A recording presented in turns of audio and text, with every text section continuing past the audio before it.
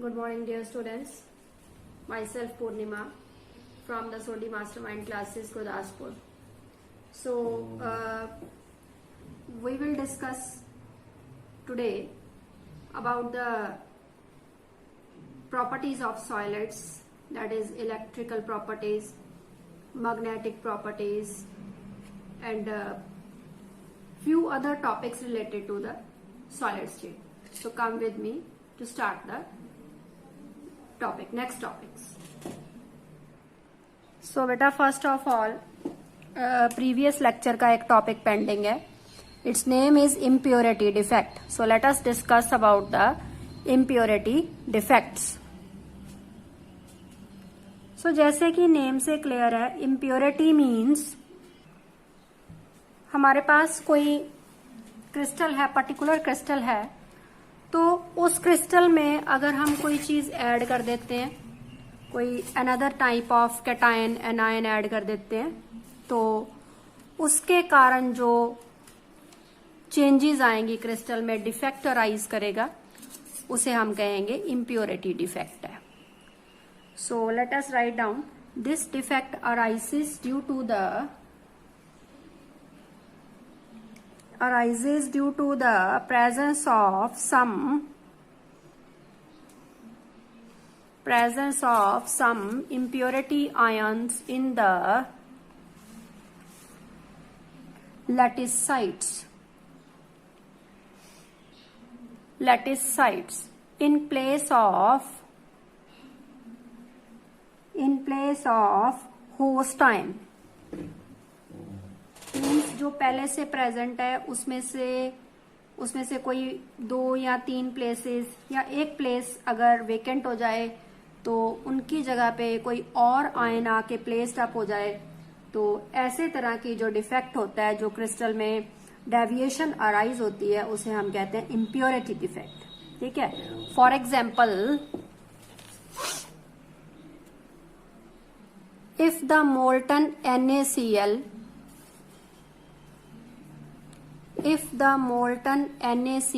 contains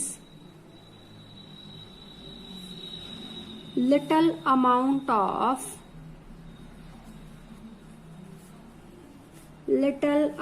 of strontium chloride, formula लिख लीजिए SrCl2, strontium chloride, and allow to crystallize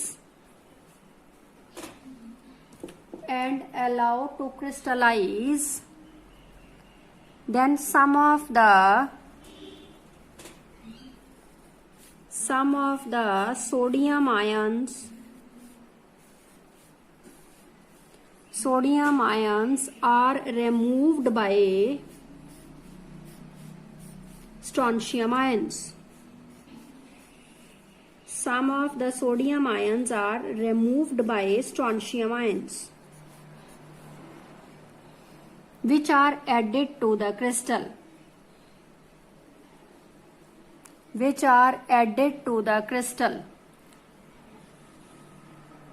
For one strontium ion, 2 sodium ions are removed. 2 sodium ions are removed, out of which one position is occupied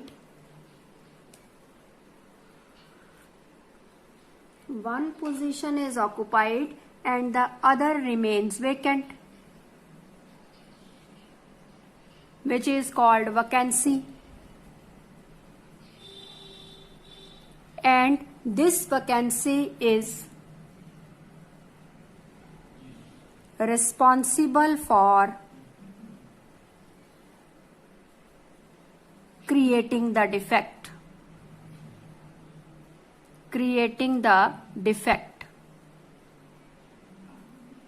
अब हम इस चीज को समझते हैं एक डायग्राम के थ्रू. सबसे पहले आप एक बेसिक लैटिस जनरेट करिए.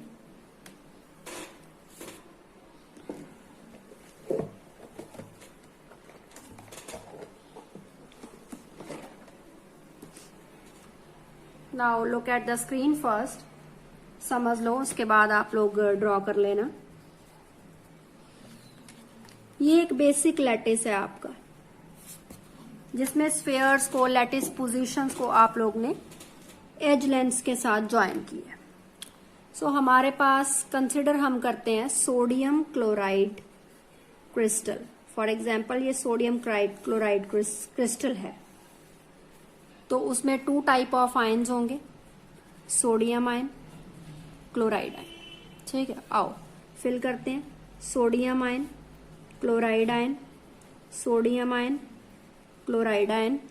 ठीक है, then chloride ion, sodium ion, chloride ion, sodium ion.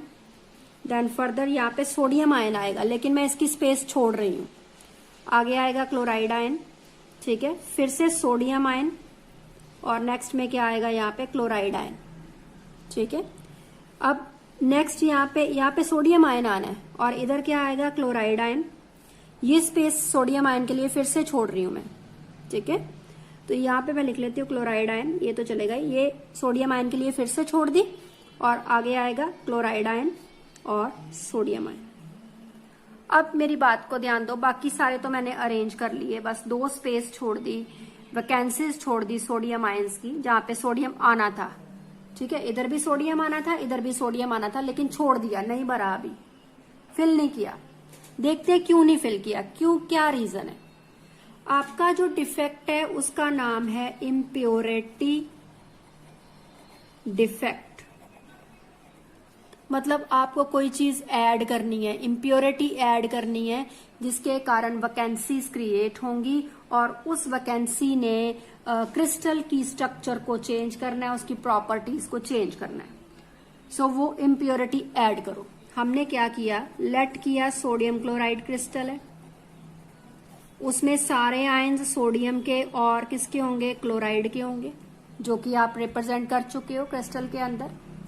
इसमें आपने क्या किया, स्ट्रोंशियम क्लोराइड ऐड कर दिया, SrCl2। तो स्ट्रोंशियम के आयंस बने स्ट्रोंशियम 2 पॉजिटिव, 2Cl नेगेटिव। अब दोनों में डिफरेंस देखो, क्लोराइड पे तो सिंगल नेगेटिव है, उसमें तो कोई प्रॉब्लम ही नहीं है।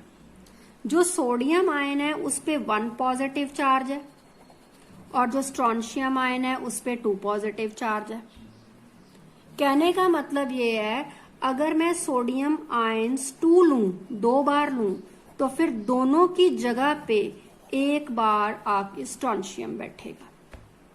यानी कि एक स्ट्रोंशियम को अगर आपने एडजस्ट कराना है, तो क्रिस्टल में से 2 सोडियम निकालने पड़ेंगे, बिकॉज चार्ज दोनों का सेम होना चाहिए।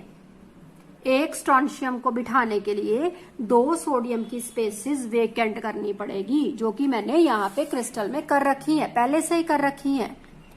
सोडियम क्लोराइड के क्रिस्टल में आपने स्ट्रोंशियम क्लोराइड को ऐड किया, तो 2 सोडियम की स्पेसिस जो लैटिस पोजीशंस हैं वो वेकेंट कर दी, और एक स्ट्रोंशियम ऐड करने लगी हूं, और वो चाहे आप यहाँ पे कर लो, चाहे तो इधर कर लो, इट्स अप टू यू।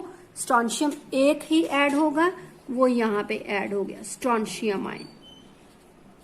ठीक है, स्ट्रोंशियम आयन तो ऐड हो गया, लेकिन दूसरी जो पोजीशन है उसमें तो कोई आयन गया ही नहीं, वो तो वहां पे वैकेंसी क्रिएट हो गई। ठीक है ना, तो इस तरह के डिफेक्ट को, ये वैकेंसी क्रिएट हुई है, इस तरह के डिफेक्ट को हम कहते हैं इम्प्योरिटी डिफेक्ट। सारे आयंस सोडियम के हैं, लेकिन बीच में स्ट्रोंशियम क्लोराइड डाला, तो एक स्ट्रोंशियम आयन को रखने के लिए 2 सोडियम आयंस हटा दिए, हटाने ही पड़ेंगे बिकॉज चार्ज दोनों का बैलेंस होना चाहिए, हटा दिए गए, लेकिन एक ही स्ट्रोंशियम आयन आके बैठा। अब इस एक के लिए 2 जाने गए हैं, दो आयंस यहां से रिप्लेस हुए हैं, पर पोजीशन तो एक ही ऑक्युपाइड हुई, दूसरी तो खाली रह गई। और ये खाली वाली पोजीशन को हम क्या कहेंगे, वैकेंसी। और वैकेंसी ने क्या क्रिएट किया है, डिफेक्ट, वहां से डिफेक्ट अराइज हुआ है वैकेंसी के कारण। ठीक होगी बात, सभी को समझ में आ गई। ये क्रिस्टल ड्रॉ कर लीजिए।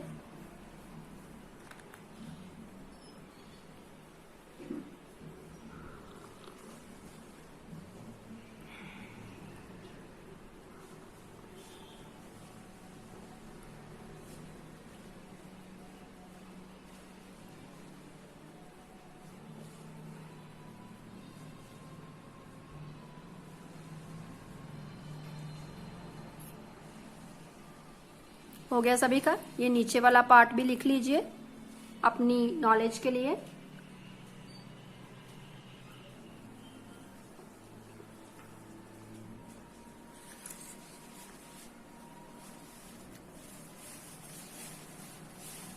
ठीक है, तो ये एक डिफेक्ट हमारा पेंडिंग रह गया था कल के टॉपिक से, वो आज यहाँ पे हमने कंप्लीट किया है।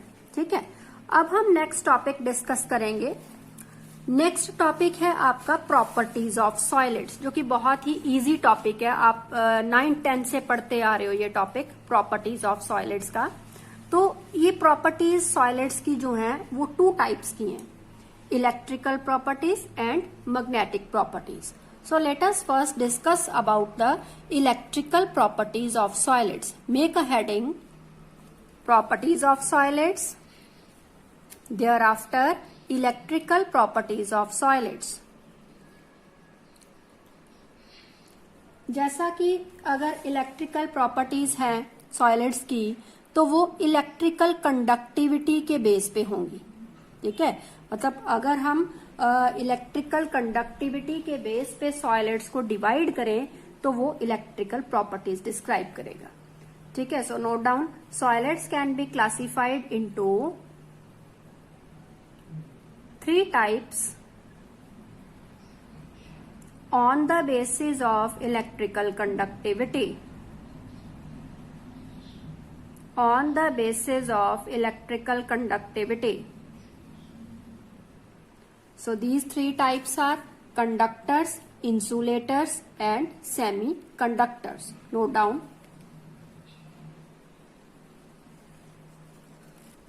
So dear students, what are conductors? ये वो substances हैं जिनमें से current pass हो जाता है, which allow the current to pass through them, which allow the electricity to pass through them are called conductors. Note करेंगे सभी बच्चे, are those which allow electric current to pass through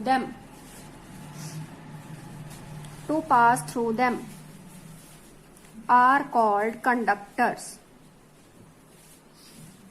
They have conductivity range of 10 raised to power 4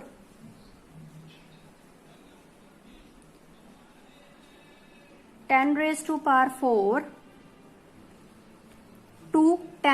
power 7 ohm inverse. 10 raised to power 4 ये conductivity range multiple choice में आ सकती है आपको, 10 raised to power 4 to 10 raised to power 7 ohm inverse. 1 mark में आपको question इसके regarding आ सकता है। जैसे एग्जाम्पल कंडक्टर्स में आप मेटल्स ले सकते हो, और मेटल्स जो हैं वो बेस्ट कंडक्टर्स माने जाते हैं, तो मेटल्स की conductivity range 10 raised to power 7 में होगी। ठीक है, so note down, metals have the conductivities of the order 10 raised to power 7 ohm inverse and hence these are best conductors. वैसे तो ये कॉन्सेप्ट्स आपको पहले से क्लियर है। hence these are best conductors और good conductors. तो कंडक्टर्स जो हैं आपकी नॉलेज के लिए बता दूं, 2 kinds के हैं, metallic conductors and electrolytic conductors. पहले समझ लीजिए फिर नोट कर लेना। मेटालिक कंडक्टर्स वो हैं जिनमें से करंट फ्लो करेगा, मींस इलेक्ट्रिसिटी पास करेगी, बट उनमें कोई चेंज नहीं आएगी। They do not undergo any chemical change.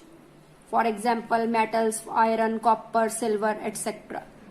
और इलेक्ट्रोलिटिक कंडक्टर्स वो हैं जिनमें से करंट फ्लो करेगा और उनमें कोई ना कोई एनी चेंजेस, लाइक उनके आयंस बन जाएं, लाइक आयोनाइजेशन के बाद वो इलेक्ट्रॉन्स में इलेक्ट्रॉन्स जो हैं वो फ्लो करें ऑपोजिट इलेक्ट्रॉन्स की ओर, मतलब केमिकली कोई चेंज अकर हो, तो वो इलेक्ट्रोलिटिक कंडक्टर है, और अगर चेंज ना हो तो वो है आपका मेटालिक कंडक्टर। ठीक है, सो दोनों टाइप्स आप नोट कर लीजिए, metallic conductor and electrolytic conductor. So metallic में कोई चेंज नहीं होती और इलेक्ट्रोलिटिक में चेंजेस आती हैं। आप लोग नोट कर लीजिए एग्जाम्पल्स विद एग्जाम्पल्स।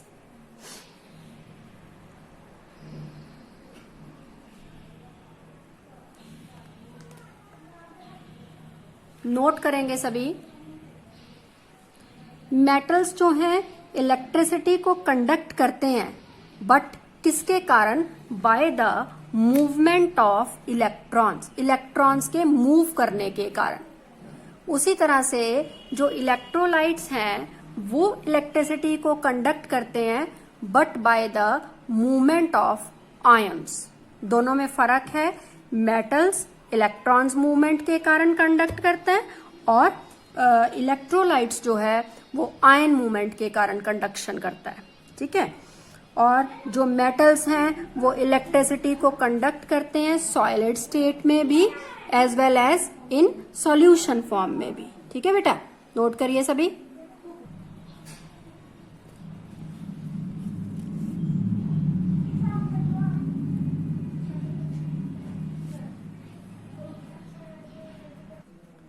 तो इलेक्ट्रोलाइट्स नेक्स्ट पॉइंट है हमारा। इलेक्ट्रोलाइट्स जो है वो इलेक्ट्रिसिटी को कंडक्ट करते हैं एक्वस सॉल्यूशन में भी और मोल्टन फॉर्म में भी। दोनों स्टेट्स में इलेक्ट्रिसिटी कंडक्ट करेंगे, आइदर इन सॉल्यूशन फॉर्म और in the molten form. Note करिए।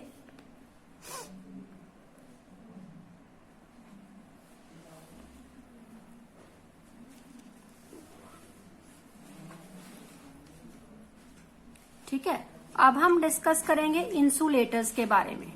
जैसा कि बेटा आप लोग को सबको पता है, इंसुलेटर्स वो होते हैं, वो सॉलिड्स हैं जिनमें से इलेक्ट्रिक करंट पास नहीं करता, which do not allow electric current to pass through them. ठीक है, वो हैं इंसुलेटर्स, और इनकी कंडक्टिविटी भी लो है। रेंज है 10⁻⁻20 से 10⁻⁻10 ओहम्स की। ठीक है बेटा, और ओहम इनवर्स मीटर इनवर्स की। एग्जाम्पल में आप वुड ले सकते हैं, charcoal, rubber, plastic, sulphur, phosphorus etcetera. So insulators आप लोग नोट करोगे। कंडक्टर्स वो हैं जिनकी कंडक्टिविटी हाई है, जो इलेक्ट्रिसिटी फ्लो करने में सक्षम है। इंसुलेटर्स वो हैं जो इलेक्ट्रिसिटी फ्लो करने में पासेज ऑफ करंट के लिए सक्षम नहीं है। Note down.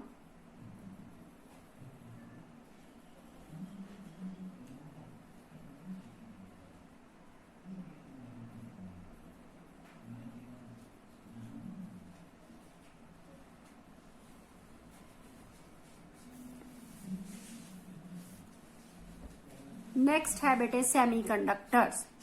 सो जैसा कि सभी बच्चों को इस चीज का नॉलेज है कि कंडक्टर्स और इंसुलेटर्स क्या है, तो सेमीकंडक्टर्स हैं इन बिटवीन आने वाले, जो कंडक्टर्स और इंसुलेटर्स की इन बिटवीन रेंज में रहें, वो है सेमीकंडक्टर्स।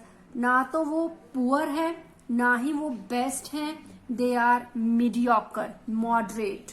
ठीक है, सो फ्यू उनकी जो कंडक्शन रेंज है, कंडक्टिविटी रेंज है 10⁻⁻6 नेगेटिव टू 10⁻⁴ पॉजिटिव हो गया। ओहम इनवर्स मीटर इनवर्स की रेंज है। आप सेमीकंडक्टर्स जो होते हैं, अगर आप ये कहो कि ये गुड कंडक्टर है, that is due to the movement of electrons और द आयंस। ठीक है, इंसुलेटर है, वुड है, चारकोल है, सल्फर है, फास्फोरस है, they are not able to pass the electric current because they don't have ions, they don't have electrons. But semiconductors are those which have conductivity in between conductors and insulators. और semiconductor बनता क्यों है? How the semiconductor is formed, how its conductivity is in between the conductors and insulator. This is due to the presence of impurities और defects, जो आप लोग ने अभी प्रीवियस लेक्चर में पढ़ा है कि इम्प्योरिटीज आज ही कराया मैंने इसी लेक्चर में। अगर आप किसी क्रिस्टल में इम्प्योरिटी को ऐड करते हो तो उस क्रिस्टल की प्रॉपर्टीज, उसकी कैरेक्टरिस्टिक्स स्लाइटली चेंज हो जाती है।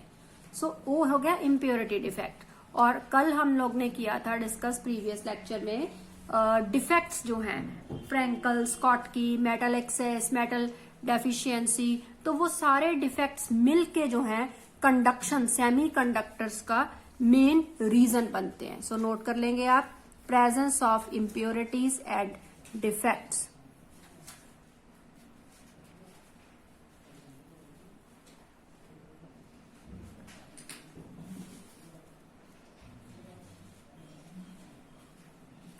नेक्स्ट जो क्वेश्चन है मेरा वो ये है, कंडक्टर्स अगर सॉलिड स्टेट में होते हैं तो वो इलेक्ट्रिसिटी को कंडक्ट नहीं करते, ठीक है, करते भी हैं तो इतना ज्यादा हाई नहीं करते, और मोल्टन स्टेट में वो इजीली कंडक्ट करते हैं। रीजन क्या है? रीजन क्या है कि कंडक्शन का main reason flow of electrons और फ्लो ऑफ आयंस है। ये नहीं है कि मेटल है तो इसने कंडक्ट कर लिया, ठीक है, हो गया, डन। मेटल को कंडक्ट करने के लिए इलेक्ट्रॉन्स की नीड होनी चाहिए, इलेक्ट्रॉन्स उसके पास होने चाहिए। अगर वो इलेक्ट्रोलाइट है तो उसके पास आयंस होने चाहिए, आयंस फ्रीली मूव करने चाहिए। जब फ्रीली मूव करेंगे तभी कंडक्शन होगी। अब स्टेट सॉलिड है, सॉलिड्स कंडक्ट इतना इजीली क्यों नहीं करते हैं या करते ही नहीं है? रीजन बताना है। बिकॉज जो इलेक्ट्रॉन्स हैं, जो पॉजिटिव आयंस हैं, वो टाइटली बॉन्डेड हैं, they are strongly bonded to each other and their movement of electrons and ions is restricted, रुक गई है। वो इलेक्ट्रॉन्स मूव नहीं कर पा रहे बिकॉज वो बॉन्डेड है, वो एक जगह से बंधे हुए हैं। अगर वो मूव नहीं कर पाएंगे तो उनकी कंडक्शन नहीं होगी, नेग्लिजिबल होगी, अगर होगी भी तो बहुत कम होगी। लेकिन अगर उसी सॉलिड को मोल्टन स्टेट में कन्वर्ट कर दें या फिर उसी सब्सटेंस को, सॉलिड सब्सटेंस को हम सॉल्यूशन फॉर्म में कन्वर्ट कर दें तो वो आयंस, वो इलेक्ट्रॉन्स फ्रीली मूव कर पाएंगे। और अगर वो फ्रीली मूव करते हैं it means they are responsible for the good conductions, good conductors बन जाएंगे, दीज बिकम गुड कंडक्टर्स। ठीक है, सो ये क्वेश्चन और आंसर आप लोग नोट करिए, इंपॉर्टेंट क्वेश्चन है।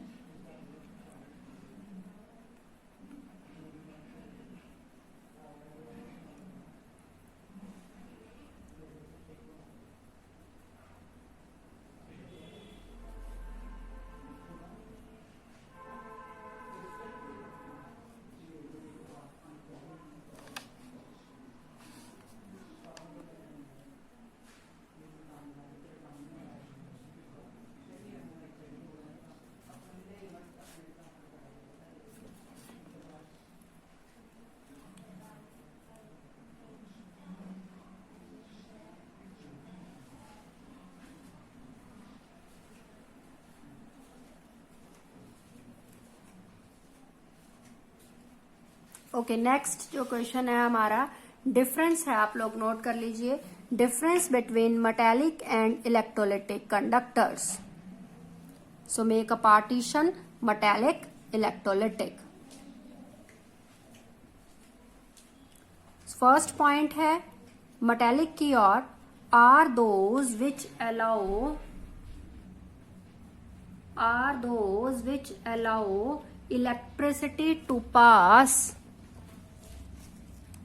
electricity to pass through them without undergoing any chemical change.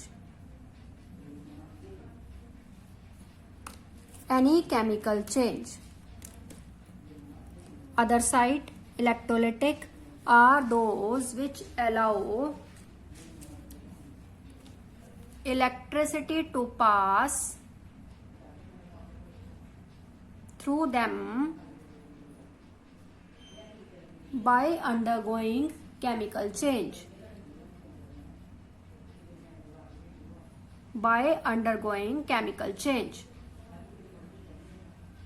सो अगर केमिकल चेंज हो रही है तो फिर वो इलेक्ट्रोलिटिक हुआ, और अगर केमिकल चेंज नहीं हो रही है तो फिर वो हुआ आपका मेटेलिक कंडक्टर। ठीक है, सेकंड पॉइंट नोट करोगे, metals conduct electricity, metals conduct electricity in the molten state or in the solid state. Other side, electrolyte conduct electricity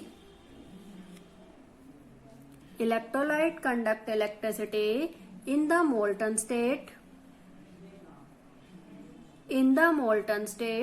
or in the aqueous solution state,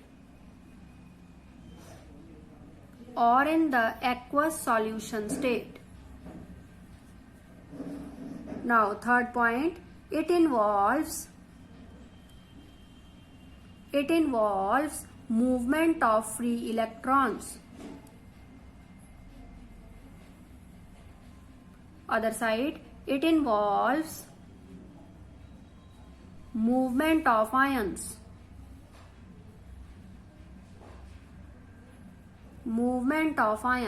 For example, fourth point, iron, copper, silver, etc.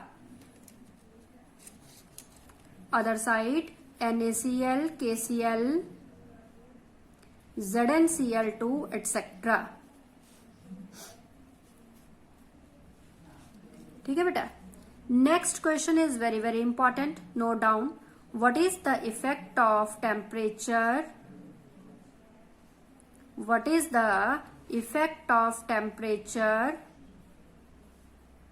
On the conductivity of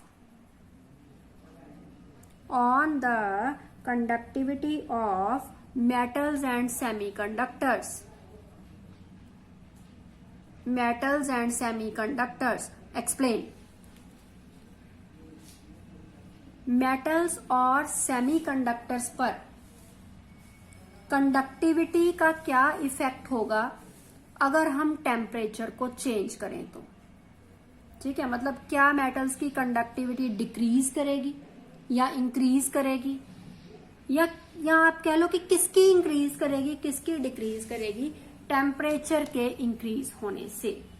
तो पहले हम लोग समझ लेते हैं, फिर आप लोग लिख लेना इसका आंसर। पहले आप लोग समझिए, मेटल्स हैं आपके पास, पहले मेटल्स की बात करते हैं हम लोग।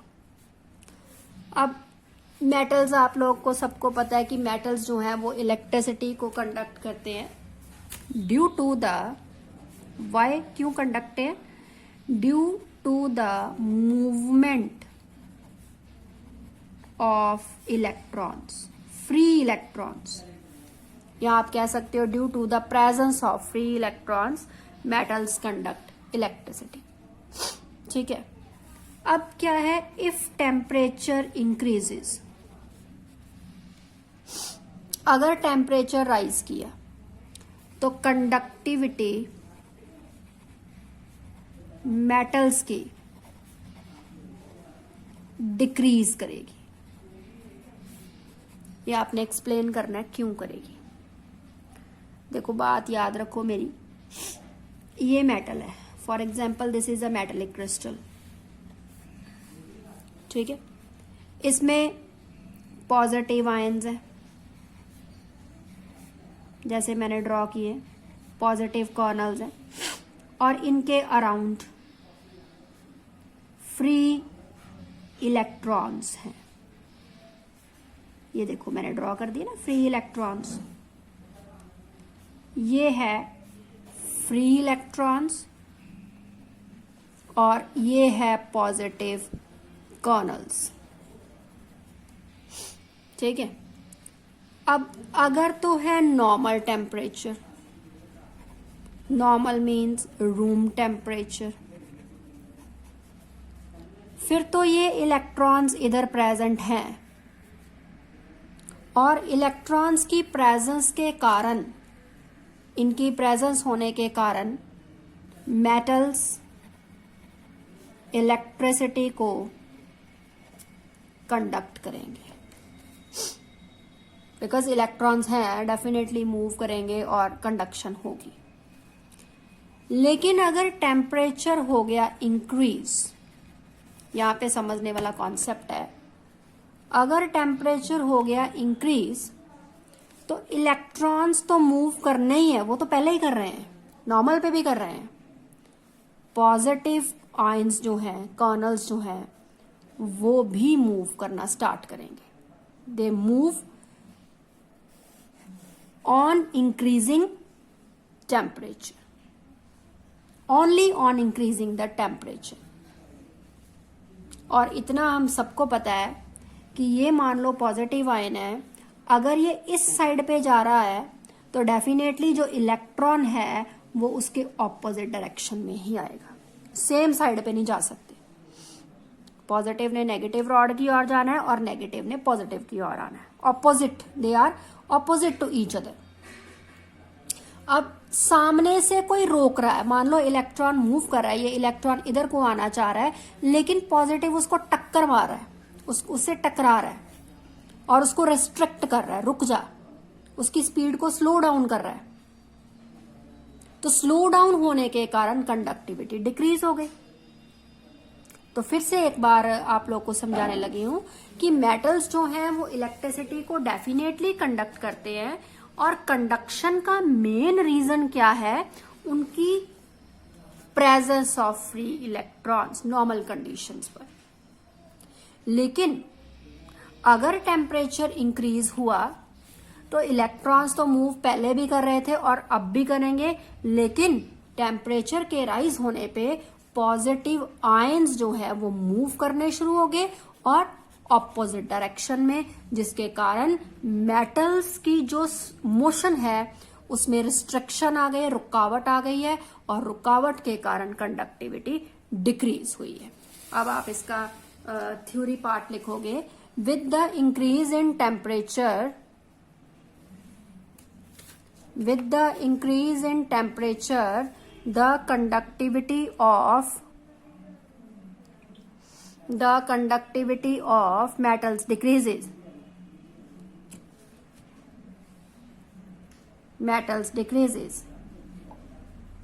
The conductivity of metals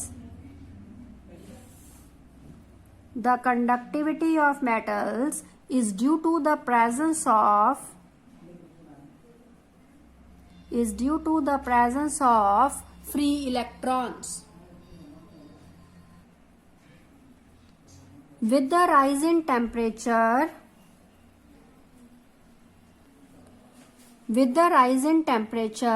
the positive ions, kernels,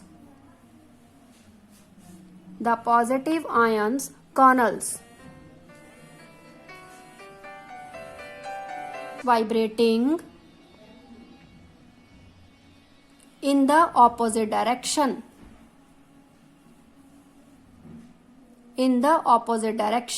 As a result, motion of the electrons get restricted.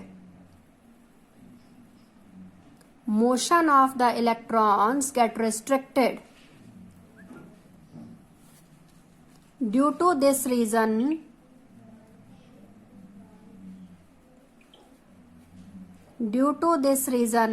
conductivity of metals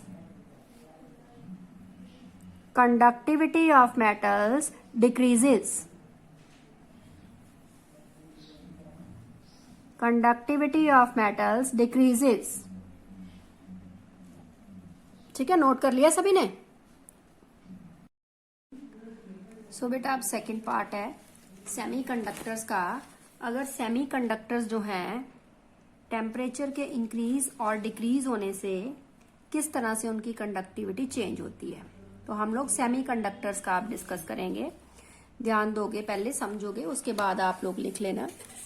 सबसे पहली बात है, सेमीकंडक्टर्स जो हैं उनकी conductivity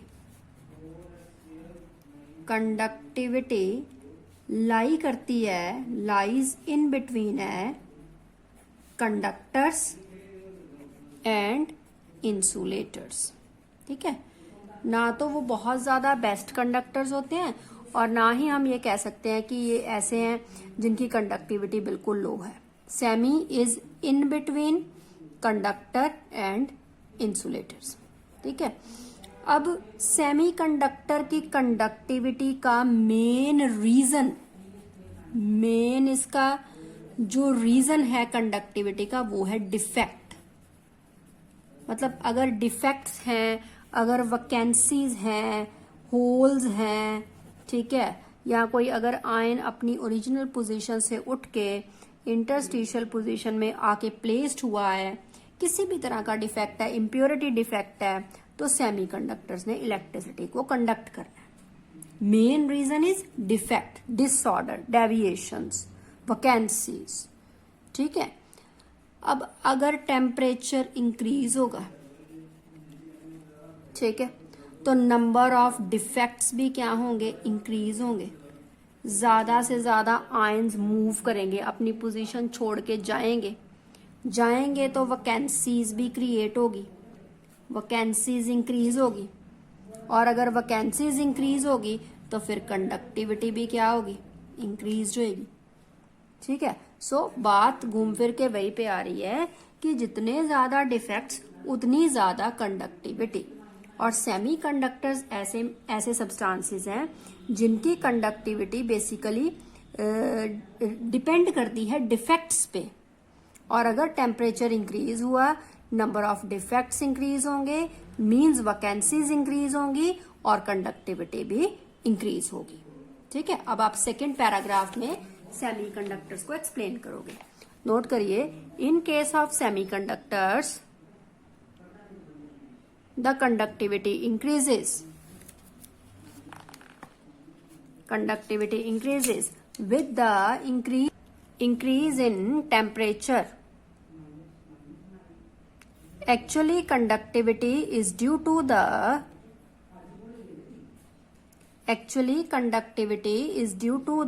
presence of impurities or defects. तो कंडक्टिविटी क्यों है, इम्प्योरिटीज और डिफेक्ट्स के कारण। हाईलाइट कर लीजिए इसको। With the rise in temperature number of defects increases, which in turn increases the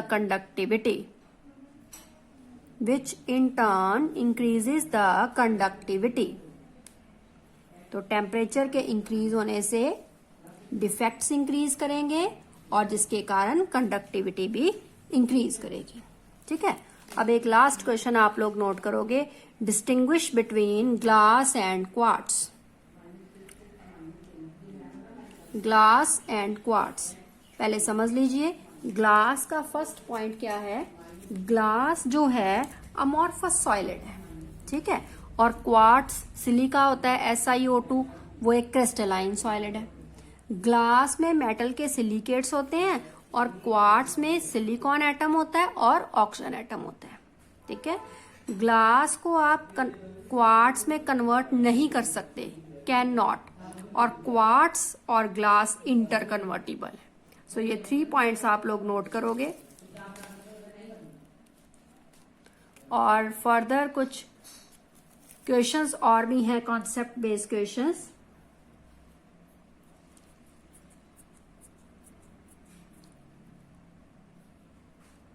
ठीक है, now question is solid A is very hard, electrical insulator in the solid state as well as in molten state. एक solid है, hard है, insulator है, और solid और molten state में insulator का काम कर रहा है, and melts at extremely high temperature, और मेल्ट होता है हाई टेम्परेचर पे। What type of solid is it? It is a one word question, covalent solid. ठीक है बेटे।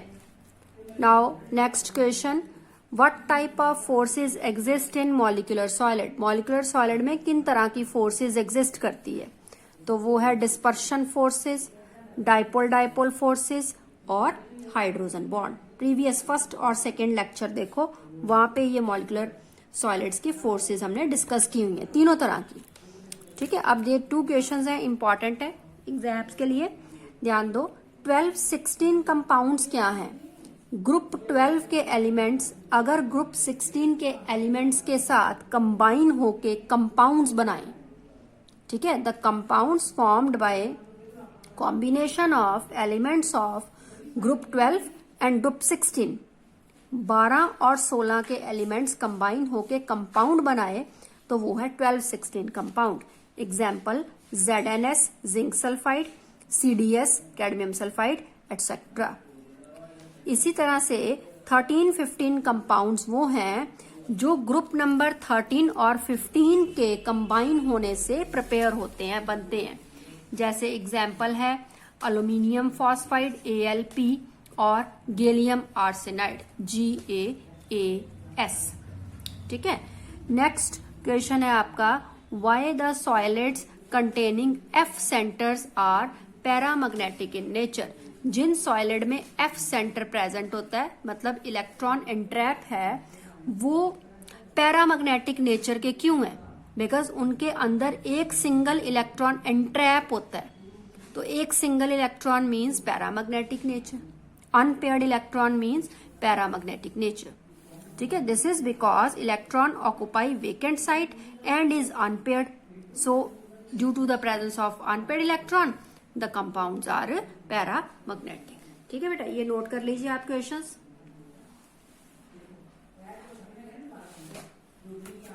तो बेटा यहाँ पे आपका जो है हमने इलेक्ट्रिकल प्रॉपर्टीज जो है सॉलिड्स की वो फिनिश की हैं आज के लिए इतना ही है।